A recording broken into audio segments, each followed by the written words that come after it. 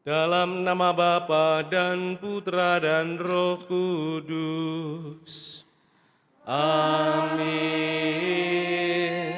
Tuhan bersamamu. Dan bersama rohmu. Bapak, Ibu, Saudari-saudara, rekan-rekan muda yang terkasih dalam Tuhan, selamat sore. Selamat sore, Romo. Bersama kita bersyukur atas semua berkat yang sudah kita terima, atas semua rahmat yang dianugerahkan untuk kita, menuntun kita untuk merintis jalan menuju surga. Ada banyak hal yang bisa kita buat, rahmat yang tersedia untuk kita pakai, untuk merintis menuju kesatuan dalam Tuhan itu. Kita kadang sudah diberi banyak sarana, tetapi kemudian kita tidak memakainya dengan bijaksana.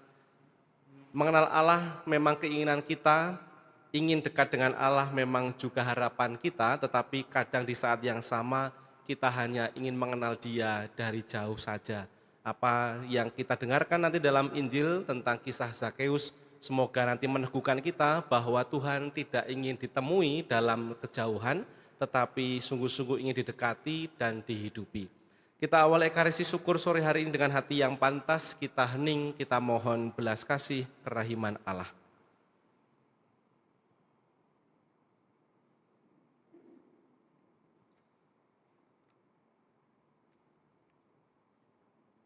Bersama kita nyatakan tobat kita. Saya mengaku kepada Allah yang Maha Kuasa dan kepada saudara sekalian bahwa saya telah berdosa dengan pikiran dan perkataan, dengan perbuatan dan kelalaian. Saya berdosa, saya sungguh berdosa. Oleh sebab itu saya mohon kepada Santa Perawan Maria, kepada para malaikat dan orang kudus, dan kepada saudara sekalian, supaya mendoakan saya pada Allah Tuhan kita. Semoga Allah yang Maha Kuasa mengasihani kita, mengampuni dosa kita, dan mengantar kita ke hidup yang kekal. Amin. Tuhan, kasihanilah kami. Tuhan, kasihanilah kami. Kristus, kasihanilah kami. Kristus, kasihanilah kami. Tuhan, kasihanilah kami. Tuhan, kasihanilah kami. Dalam Ekaristi ini kita bersama berdoa bagi kedamaian keselamatan jiwa Oma Agnes Chong Jun Sing yang dipanggil Tuhan 7 hari yang lalu. Juga berdoa untuk kebahagiaan abadi Yosef Danang Setiawan yang dipanggil Tuhan sore kemarin.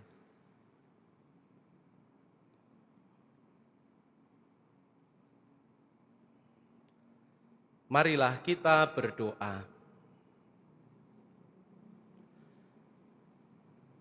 Allah Bapa yang Maha Kasih, Engkau senantiasa mengunjungi hati kami manusia, dan semoga kami pun mau membuka hati untuk saudari-saudara kami yang membutuhkan pengharapan.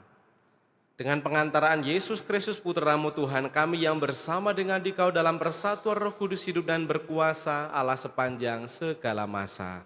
Amin.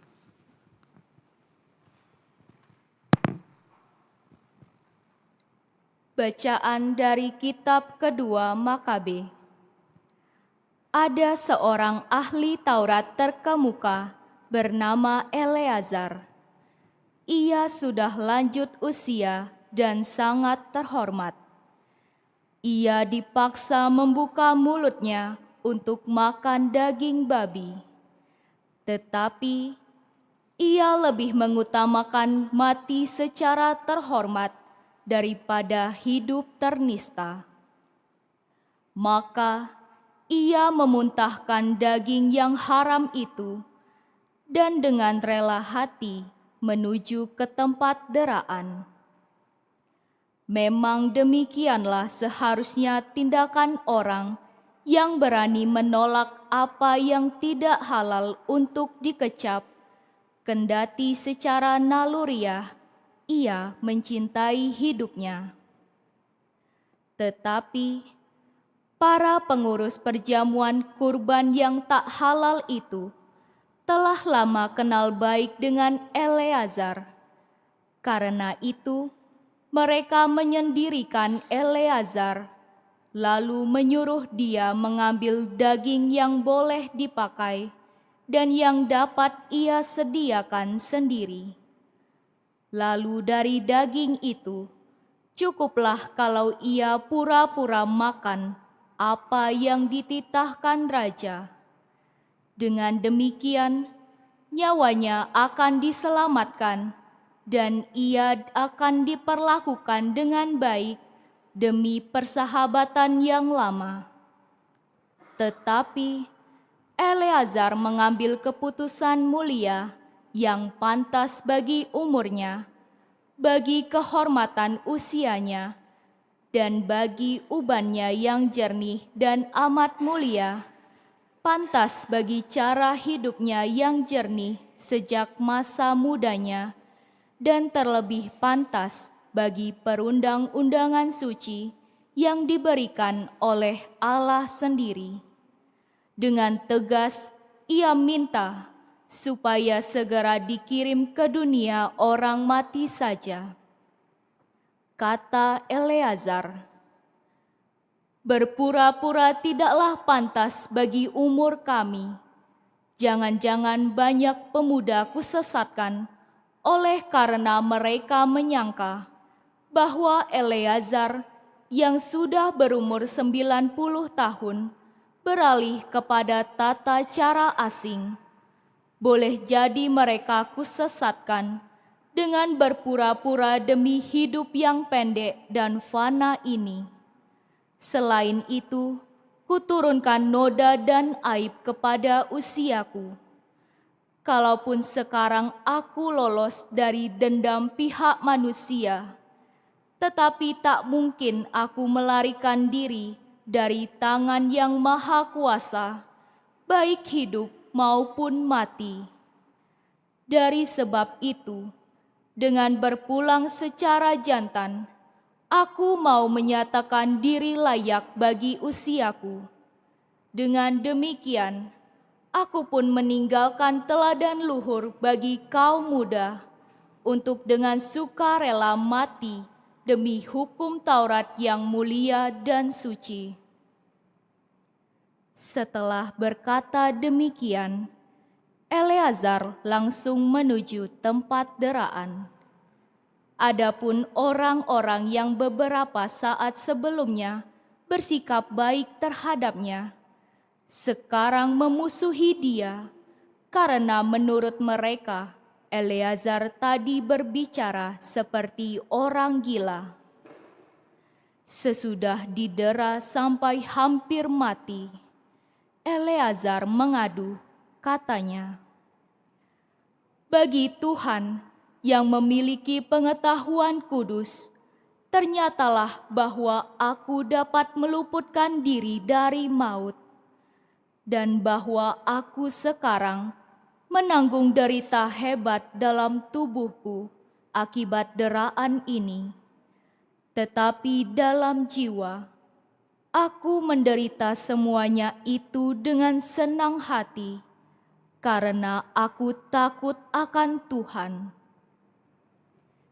Demikian Eleazar berpulang dan meninggalkan kematiannya sebagai teladan keluhuran budi dan sebagai peringatan kebajikan, tidak hanya bagi kaum muda, tetapi juga bagi kebanyakan orang dari bangsanya. Demikianlah sabda Tuhan. Syukur kepada Allah. Tuhanlah yang menopang aku. Tuhanlah yang menopang aku. Ya Tuhan, betapa banyak lawanku, betapa banyak orang yang bangkit menyerang aku. Banyak orang berkata tentang aku, baginya tidak ada pertolongan dari Allah. Tuhanlah yang menopang aku. Tetapi Tuhan, Engkaulah perisai yang melindungi aku. Engkaulah kemuliaanku. Engkaulah yang mengangkat kepalaku. Dengan nyaring aku berseru kepada Tuhan, dan Ia menjawab aku dari gunungnya yang kudus. Tuhanlah yang menopang aku. Maka aku dapat membaringkan diri dan tertidur. dan kemudian bangun lagi sebab Tuhan menopangku. Aku tidak takut kepada puluhan ribu orang yang mengepung aku dari segala penjuru. Tuhanlah yang menopang aku.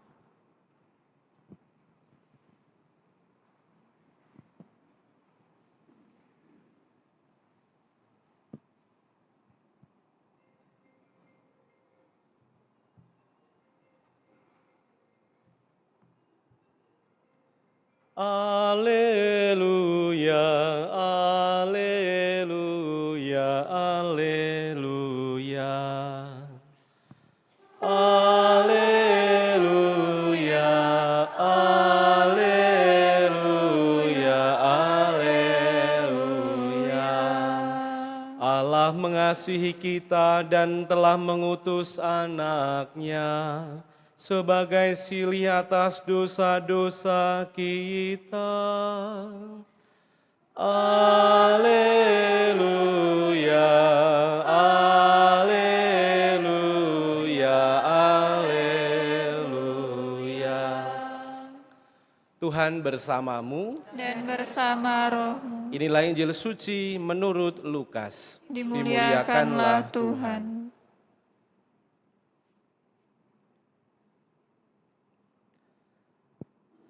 Yesus memasuki kota Yeriko dan berjalan melintasi kota itu. Di situ ada seorang kepala pemungut cukai yang amat kaya, bernama Zakeus.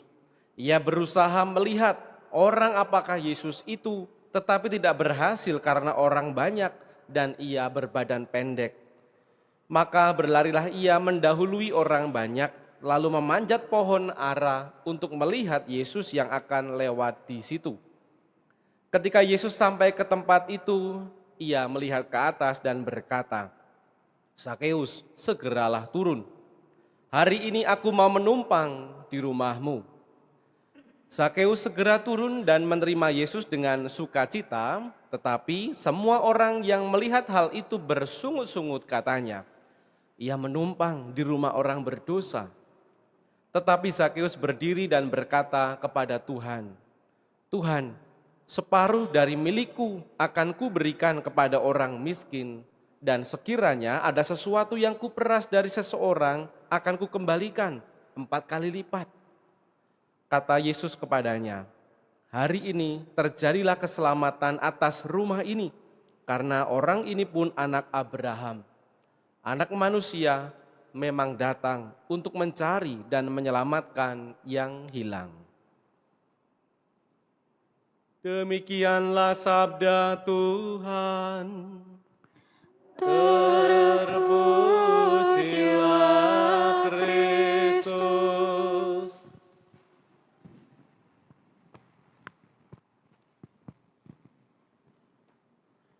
Saudari-saudara yang diberkati Tuhan Yesus, selamat sore. Semuanya sehat? Puji Tuhan. Saudara-saudari yang diberkati Tuhan, kisah Zakeus sudah sangat familiar dan bahkan kita bisa merenungkan amat banyak dari bacaan ini. Ada banyak permenungan yang bisa kita tarik, kita cari dari bacaan hari ini. Tetapi saya ingin melihat dari sisi yang lain bahwa ada sesuatu yang menarik, yang unik, minimal paling tidak untuk saya ketika melihat kisah ini untuk kesekian kalinya. Ada misteri yang bagi saya, ya misteri dalam arti unik saja, bahwa mengapa dia kemudian memilih pohon ara. Ada banyak pohon yang ada di sana tentu, tetapi menjadi unik dan lucu paling tidak ketika karena dia penasaran dengan Yesus sampai kemudian dia harus naik ke sebuah pohon. Memang ada alasan yang dijelaskan tadi, dia pendek, orang banyak sangat kemudian berdesak-desakan ingin melihat Yesus juga, maka memang tidak ada tempat untuk dia. Satu-satunya cara adalah dengan naik pohon ara. Pohon ara itu sangat rindang, sangat besar, dan konon katanya pohon ara yang dulu dipanjat oleh Zakeus itu masih ada sampai sekarang katanya. Saya juga belum pernah ke sana sih. tetapi bahwa itu dipelihara, dijaga dan sungguh-sungguh menjadi monumen bagi iman kekristenan. Nah, saudara-saudari, Zakeus sangat penasaran dengan Yesus sampai dia manjat pohon. Dia orang yang berkedudukan, dia orang tadi dikatakan bahkan sangat kaya, tetapi dia kadang pada hari ini terlihat seperti seorang anak kecil, anak SD, naik pohon hanya demi lihat karnaval atau pawai. Punya kedudukan, punya sesuatu yang amat bisa dibanggakan, tetapi dia berlaku seperti anak kecil demi melihat Yesus dia naik pohon ara. Yang menarik adalah sekali lagi memilih pohon ara karena memang itu pohon yang paling rindang, pohon yang paling kemudian ketika orang manjat itu orang tidak kelihatan dari bawah. Pohon yang rindang yang kemudian ketika orang naik di atas itu seperti orang yang bersembunyi dan tidak ketahuan dengan orang yang di bawah.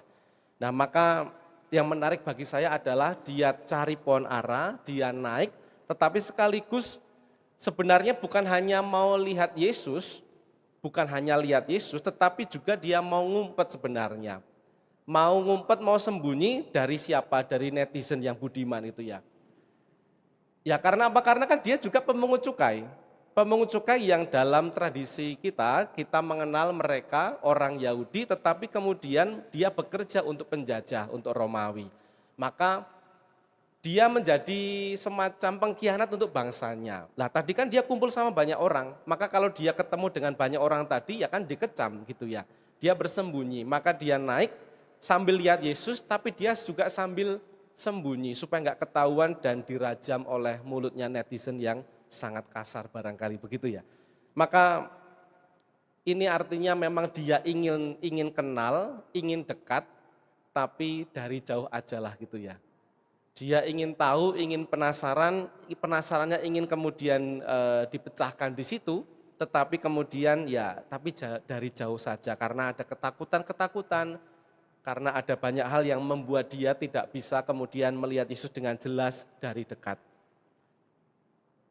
Nah, saudara-saudari, pesannya sederhana saja. Jangan-jangan saya dan Anda kita barangkali saya juga berefleksi, bisa jadi seperti Zakeus ini, yang pengen kenal Tuhan tapi ya dari jauh saja. Pengen banget, iya, tetapi dalam praktek ya so-so sajalah ya. Anget-anget tai kuku itu kata orang itu ya. Karena apa? Karena ada sesuatu yang nanti kalau kita sungguh-sungguh dekat, kita terancam itu ya, anget-anget tai kuku lagi ya. Itu membuat kita jadi takut kalau ingin beneran dekat, beneran kemudian ingin dekat dengan Yesus, tapi nanti kita khawatir akan terancam. Terancam apa? Misalnya, ya kita tahu Tuhan itu baik, tahu banget. Tetapi ya kalau doa ya cukuplah kalau ada masalah aja gitu ya. Kita tahu dia baik, tetapi kemudian ya doanya ya sebutuhnya saja. Kan dia adalah bank dari aneka solusi kan begitu. Pasti dia akan kasih macam-macam solusi, tapi pas butuh aja lah saya gitu ya. Atau kedua, rajin ikut misa, tapi kemudian ya hidup begini-begini aja lah, tanpa ada perubahan. Ntar kalau berubah takutnya dibilang sok suci lagi, kan repot lagi. Biasa-biasa aja lah. Suka dengar firman, dengar sabda Tuhan, tetapi ya jarang dipraktekkan. Dengar banyak, tapi kemudian memang ada usaha dan memang gak gampang betul. Tetapi kalau sudah malas ya itu lain soal lagi. Atau kita bangga banget jadi Katolik, bangga banget. Pakai salib kemana-mana, bahkan bisa ganti-ganti, pakai ake yang juga ada huruf salibnya gitu ya. Kadang-kadang berganti-ganti warna sesuai warna liturgi begitu ya. Tetapi kalau ketahuan doa di tempat umum, malu-malu. Kadang kita buat tanda salib yang minimalis aja. Dan bahkan kadang tidak di tempat yang ditentukan. Ya sudahlah di mana ya, yang penting dalam hati juga oke. Bangga jadi Katolik, tapi ketika menunjukkan di depan umum, kita berpikir ulang. Kita juga bisa jadi rajin posting status rohani. Ada banyak renungan harian berseliweran di mana-mana, kita kadang share kemana-mana, kadang ingin menjadi yang pertama juga gitu ya. Sampai numpuk di WA grup itu ya. Tetapi kadang kita nggak bisa tahan juga, kalau lagi marah, kita posting juga itu status. Kan berseberangan juga, kan ironi. Pagi pasang status rohani, siang agak dikit sudah ngomel-ngomel di status. Lah gimana ini ya? Tahan dulu jarinya gitu ya. Saring dulu sebelum sharing, tapi kan susah. Nah itulah yang tadi saya katakan, pengen dekat, tetapi kadang jauh di hati. Dekat di mata, tapi jauh di hati. Bukan lagu dangdut, tetapi ini kondisi iman kadang-kadang, saya dan kita semua barangkali. Maka kalau kita tadi lihat, Yesus itu kan nggak marah dengan Zakeus, nggak marah dia, nggak mengejek juga. Tetapi Yesus malah justru berdiri tepat di bawah pohon tempat Zakeus ada, dan dia berkata, Yesus, turunlah gitu ya, aku mau ke rumahmu. Maka saudara-saudari, dengan Yesus mengatakan turunlah, aku mau ke rumahmu, ternyata ini juga menjadi teguran untuk kita, bahwa ternyata Tuhan itu tidak hanya mau untuk dilihat saja, tetapi dia rindu untuk ditemui juga. Dia tidak hanya mau dikenal, tetapi juga mau dan rindu untuk kita hidupi. Tapi itu kan memang sesuatu yang berbeda. Lihat, tapi kita ingin juga menemui dia. Tidak hanya mengenal dia, tetapi mari kita juga menghidupi dia. Apakah gampang? Ya enggak juga.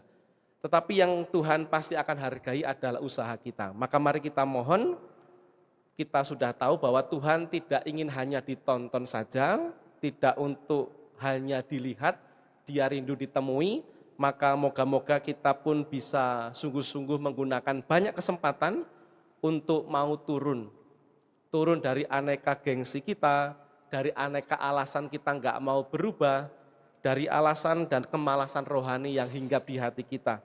Semoga berkat Tuhan menuntun, membantu kita untuk mau berubah, menemui Allah, berjumpa dengan Dia, dan hidup dekat dengan Dia. Berkat Tuhan untuk kita semua. Amin.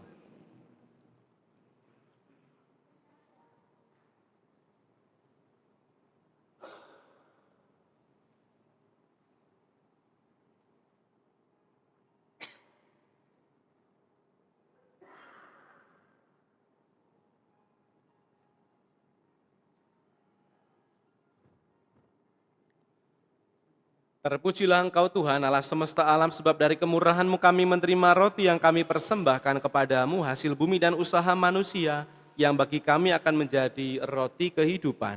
Terpujilah Allah selama-lamanya.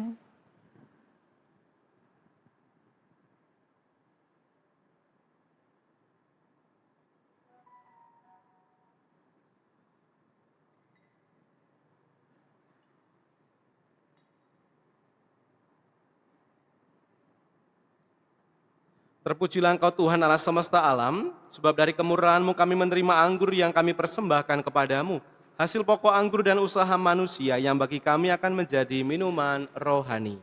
Terpujilah Allah selama-lamanya.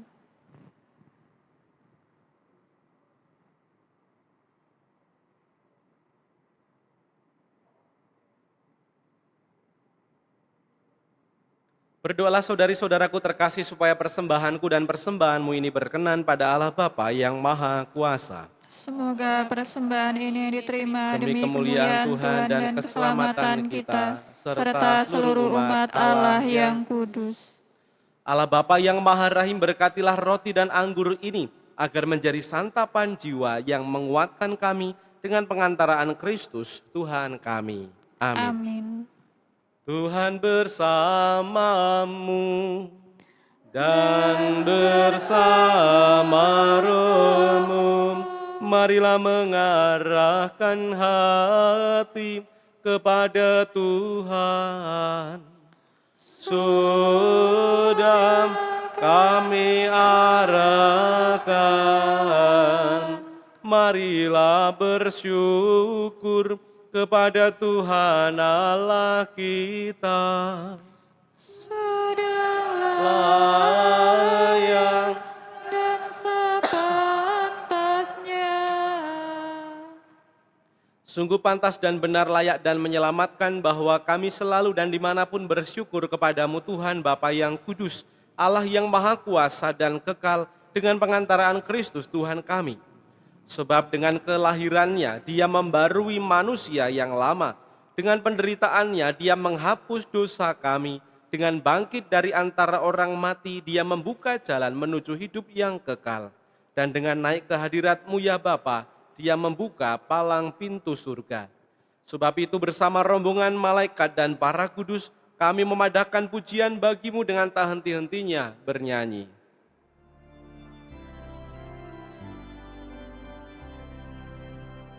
Kudus, kudus, kuduslah Tuhan, Allah segala kuasa. Surga dan bumi penuh kemuliaan-Mu. Terpujilah Engkau di surga, diberkatilah yang datang.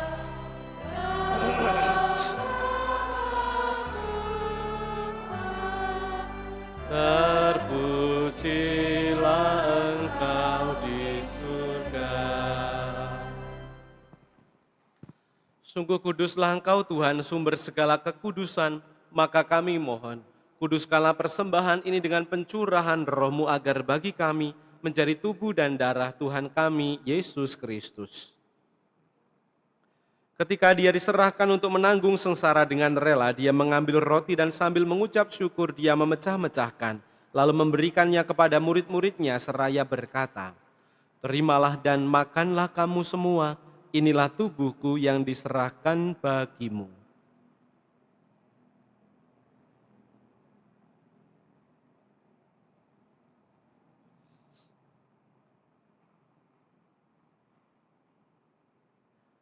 Demikian pula sesudah perjamuan dia mengambil piala, sekali lagi dia mengucap syukur kepadamu, memberikannya kepada murid-muridnya seraya berkata, "Terimalah dan minumlah kamu semua, inilah piala darahku, darah perjanjian baru dan kekal, yang ditumpahkan bagimu dan bagi semua orang demi pengampunan dosa. Lakukanlah ini sebagai kenangan akan daku."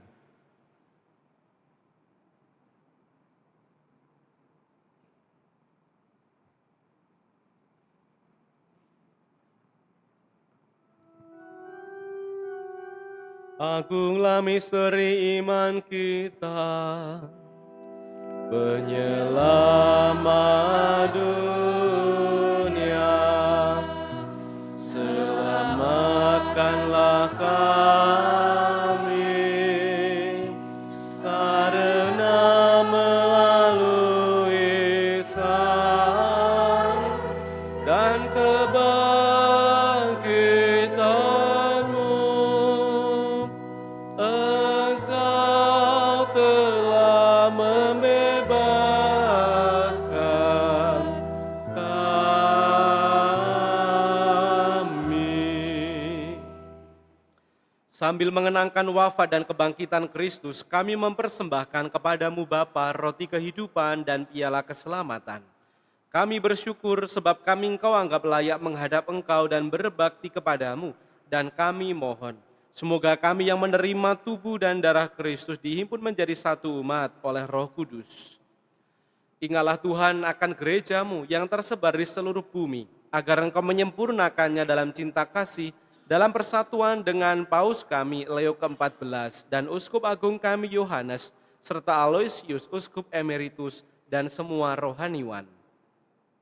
Ingatlah juga akan saudari-saudara kami yang telah meninggal dengan harapan akan bangkit. Teristimewa mereka yang kami doakan dalam Ekaristi ini bagi Oma Agnes Chong Jun Sing dan Yosep Danang Setiawan, juga akan semua orang yang telah berpulang dalam kerahiman-Mu, terimalah mereka semua dalam cahaya wajah-Mu. Kami mohon kasihanilah kami semua agar kami Engkau terima dalam kebahagiaan abadi, bersama Santa Perawan Maria Bunda Allah, Santo Yosef mempelainya, para rasul dan semua orang kudus sepanjang masa yang hidupnya berkenan padamu. Semoga kami pun Engkau perkenankan, turut serta memuji dan memuliakan Dikau dengan pengantaraan Yesus Kristus Putra-Mu. Dengan pengantaraan Dia, bersama Dia dan dalam Dia, bagi-Mu Allah Bapa yang Maha Kuasa, dalam persekutuan dengan Roh Kudus segala hormat dan kemuliaan sepanjang segala masa. Amin. Amin. Atas petunjuk penyelamat kita dan menurut ajaran ilahi beranilah kita berdoa. Bapa kami yang ada di surga, dimuliakanlah namamu, datanglah kerajaanmu, jadilah kehendak-mu di atas bumi seperti di dalam surga. Berilah kami rezeki pada hari ini, dan ampunilah kesalahan kami, seperti kami pun mengampuni yang bersalah kepada kami. Dan janganlah masukkan kami ke dalam pencobaan, tetapi bebaskanlah kami dari yang jahat. Tuhan kami mohon bebaskanlah kami dari segala yang jahat. Sudilah memberi damai sepanjang hidup kami, supaya kami selalu bebas dari dosa, dijauhkan dari segala gangguan, sambil menantikan harapan yang membahagiakan, kedatangan penyelamat kami, Yesus Kristus. Sebab Engkaulah Raja yang mulia dan berkuasa untuk selama-lamanya. Tuhan Yesus Kristus, Engkau telah bersabda kepada para rasul-Mu, damai-Ku kutinggalkan bagimu, damai-Ku kuberikan kepadamu. Janganlah memperhitungkan dosa kami, tetapi perhatikanlah iman gereja-Mu, dan berilah kami damai dan kesatuan sesuai dengan kehendak-Mu. Engkau yang hidup dan meraja sepanjang segala masa. Amin. Amin. Semoga damai Tuhan selalu bersamamu. Dan bersama rohmu. Damai Kristus.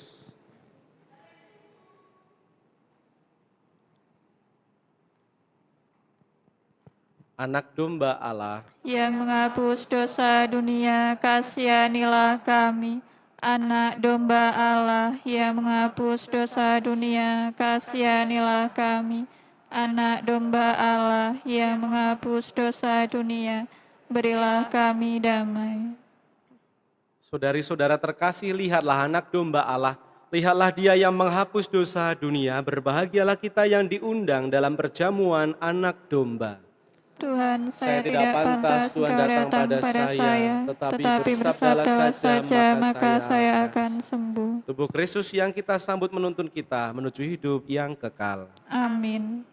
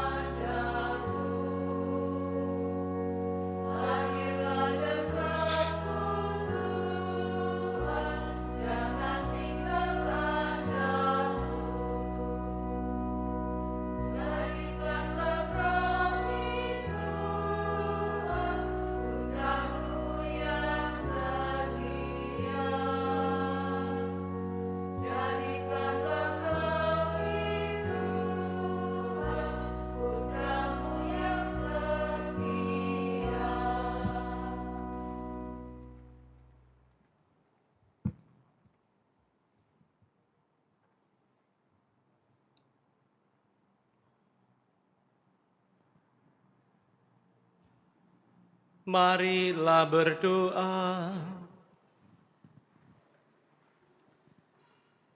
Allah Bapa yang penuh kasih, kami bersyukur atas santapan sabda dan tubuh putra-Mu yang Kau anugerahkan untuk kami terima pada sore ini. Terimalah syukur kami atas semua rahmat yang sudah kami terima dan bantulah kami agar senantiasa untuk mau menemui Engkau, sumber keselamatan, sukacita, dan kedamaian dengan pengantaraan Kristus Tuhan kami. Amin. Amin. Tuhan bersamamu. Dan bersama rohmu. Kita sekalian, keluarga, orang-orang yang kita kasih, kita doakan. Karya pelayanan, usaha, dan istirahat kita malam ini diberkati dan dibimbing, dilindungi oleh Allah yang Maha Kuasa, Bapa dan Putra dan Roh Kudus. Amin. Amin. Saudari-saudara terkasih, pergilah, misa sudah selesai. Syukur kepada Allah.